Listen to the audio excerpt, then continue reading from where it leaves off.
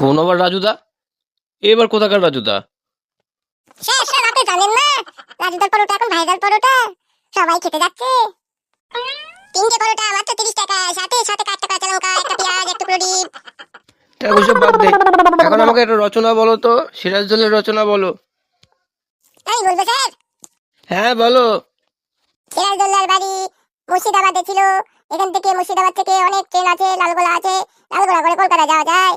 আর কলকাতায় গেলে কলকাতায় আমাদের রাজুদার পরোটা পাওয়া যায়। রাজুদার 3টে পরোটা মাত্র 30 টাকা, সাথে একটা কাঁচা লঙ্কা, একটা পেঁয়াজের টুকরো, সাথে একটা ডিম।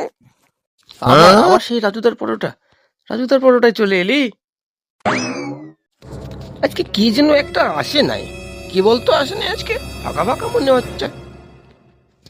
স্যার স্যার, আমাদের বুলেট আজকে আসে নাই, ওর পাতলা পায়খানা হয়েছে।